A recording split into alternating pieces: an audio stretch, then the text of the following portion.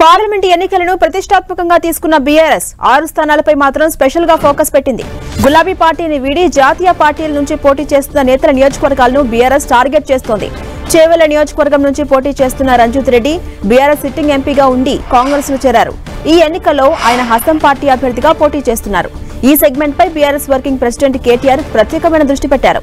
Chevella parliament పరిధిలోని నేతలతో వరుసగా సమీక్షలు నిర్వహిస్తూ పార్టీ గెలుపు కోసం వ్యూహాలు రచిస్తున్నారు. మాజీ మంత్రి సబితా ఇంద్రారెడ్డికి చేవెళ్ల పార్లమెంట్ సెగ్మెంట్ లోని అన్ని అసెంబ్లీ నియోజకవర్గాల్లో పట్టు ఉండడంతో ఆమెకు ఇన్ఛార్జ్ బాధ్యతలను అప్పగించింది పార్టీ. ఇక జహీరాబాద్ ఎంపీగా ఉన్న బీబీ పాటిల్ ఈ ఎన్నికల్లో బీజేపీ అభ్యర్థిగా పోటీ చేస్తున్నారు. బీబీ పాటిల్ కు బ్రేక్ లేసేందుకు మాజీ మంత్రి హరీష్ రావు చక్రం తిప్పుతున్నారు. నాగర్ కర్నూలు నియోజకవర్గంలో సిట్టింగ్ ఎంపీగా ఉన్న రాములు బీజేపీలో చేరి తన కుమారుడు భరత్ ను బరిలోకి దింపారు. ఆయనకు చెక్ పెట్టేలా అదే సామాజిక వర్గానికి చెందిన బలమైన అభ్యర్థి ఆర్ఎస్ ప్రవీణ్ కుమార్ ను బరిలోకి దింపుతోంది బీఆర్ఎస్. ఇక సికింద్రాబాద్ లో ఎమ్మెల్యే దానం నాగేందర్ ను కాంగ్రెస్ ఎంపీ అభ్యర్థిగా ఖరారు చేయడంతో బీఆర్ఎస్ ఎమ్మెల్యే పద్మారావు గౌడ్ ను బరిలోకి దింపుతోంది. ఆదిలాబాద్ లో గోడెం నగేష్ ను ఎదుర్కొనేలా సీనియర్ నేత ఆతరం సక్కుకు అవకాశం కల్పించారు. వరంగల్లో కడియం కావ్యను అభ్యర్థిగా ఖరారు చేసిన తర్వాత పార్టీ మారడంతో ఈ అంశాన్ని పార్టీ సీరియస్ గా తీసుకుంది. ఓరుగల్లు నుంచి మాదిగ సామాజిక వర్గానికి చెందిన నేతకి అవకాశం ఇవ్వాలంటూ పార్టీ నిర్ణయం తీసుకున్నట్టుగా తెలుస్తోంది. బీజేపీ నుంచి పోటీ చేస్తున్న ఆరూరి రమేష్ కూడా బీఆర్ఎస్ నుంచి వెళ్లిన నేత కావడంతో ఇద్దరికి చెక్ పెట్టేలా బలమైన నేతను బరిలోకి దింపాలని భావిస్తోంది బీఆర్ఎస్ అధిష్టానం.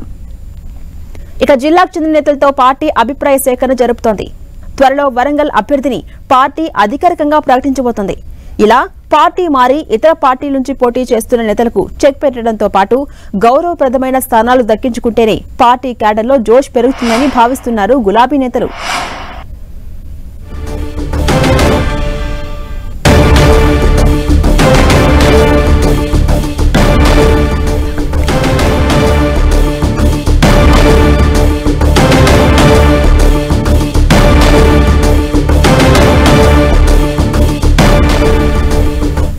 ఇదే అంశంపై మరింత సమాచారం మా ప్రతినిధి శ్రీకాంత్ అందిస్తారు. శ్రీకాంత్, పార్లమెంట్ ఎన్నికలను బీఆర్ఎస్ ప్రతిష్టాత్మకంగా తీసుకుంది. ఎలాంటి వ్యూహంతో ముందుకెళ్లబోతోంది? తాజా అప్డేట్స్ ఏంటి?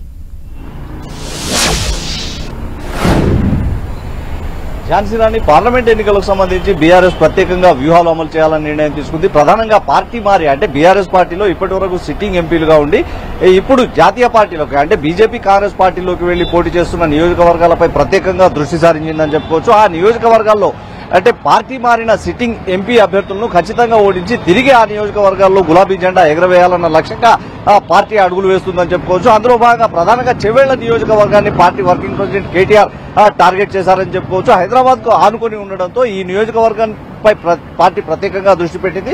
వర్కింగ్ ప్రెసిడెంట్ కేటీఆర్ ఎప్పటికప్పుడు ఈ నియోజకవర్గ నేతలతో సమీక్షలు నిర్వహిస్తూ ఈ నియోజకవర్గంలో ఎంపీ అభ్యర్థిగా పోటీ చేస్తున్న కాసాని జ్ఞానేశ్వర్ను విజయం దక్కించుకునేలా ఎలా వ్యూహాలు క్షేత్రస్థాయిలో అమలు చేయాలన్న దానిపై ఎప్పటికప్పుడు దిశానిర్దేశం చేస్తున్నారు. ఇన్ఛార్జ్ బాధ్యతలను మాజీ మంత్రి సబితా ఇంద్రారెడ్డికి అప్పగించారు. అదేవిధంగా జైరాబాద్ కూడా సిట్టింగ్ ఎంపీగా ఉన్న బీబీ పాటిల్ బీజేపీలో చేరి బీజేపీ అభ్యర్థిగా పోటీ చేస్తుండటంతో ఆ స్థానాన్ని కూడా మాజీ మంత్రి హరీష్ రావు ప్రత్యేకంగా టార్గెట్ చేశారని చెప్పుకోవచ్చు. ఆ స్థానంలో మరోసారి గులాబీ జెండా ఎగరవేయాలన్న లక్ష్యంగానే అడుగులు వేస్తున్నారు.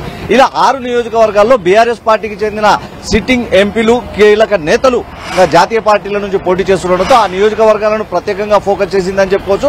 ప్రధానంగా వరంగల్ అంశంపై మరింత సీరియస్ గా పార్టీ దృష్టి పెట్టిందని చెప్పుకోవచ్చు. వరంగల్ నియోజకవర్గంలో వరంగల్ పార్లమెంటు స్థానానికి కడియం శ్రీహరి కూతురు కడియం కావ్యను అభ్యర్థిగా ప్రకటించారు. ఆ తర్వాత మాజీ ముఖ్యమంత్రి కేసీఆర్ ను కూడా కలిసి కడియం కావ్య పోటీ చేసేందుకు సిద్ధంగా ఉన్న కేసీఆర్ కు ధన్యవాదాలు కూడా తెలిపారు. ఆ తర్వాత మరుసటి రోజునే కావ్య పార్టీ మారి కాంగ్రెస్ పార్టీలో చేరి కాంగ్రెస్ పార్టీ అభ్యర్థిగా మారడంతో బీఆర్ఎస్ ఈ స్థానాన్ని మరింత ప్రతిష్టాత్మకంగా భావిస్తుందని చెప్పుకోవచ్చు. కడియం కావ్యను ఎదుర్కొనేందుకు మరో అభ్యర్థిని ధీటైన అభ్యర్థిని వెతికే పనిలో బీఆర్ఎస్ పడింది. ఇప్పటికే మాజీ మంత్రి మాజీ ఉప ముఖ్యమంత్రిగా ఉన్న పనిచేసిన తాటికొండ రాజయ్య పేరును పరిశీలిస్తుంది. అయితే మరికొంతమంది స్థానిక నేతలు కూడా వరంగల్ జిల్లాకు చెందిన స్థానిక నేతలు కూడా టికెట్ తమకు కావాలని కోరుతుండటంతో పార్టీ ఆ నేతల వడపోతపై దృష్టి పెట్టింది. అన్ని సామాజిక సమీకరణలు రాజకీయ సమీకరణలను దృష్టిలో ఉంచుకొని మాదిగ సామాజిక వర్గానికి చెందిన అభ్యర్థిని వరంగల్ ఎంపీ అభ్యర్థిగా బరిలో దించే అవకాశం ఉన్నట్టు తెలుస్తుంది. వరంగల్ స్థానంలో ఖచ్చితంగా గులాబీ జెండా ఎగరవేసే విధంగా పార్టీ ప్రత్యేకంగా దృష్టి పెట్టిందని చెప్పుకోవచ్చు ఝాన్సీ రాణి.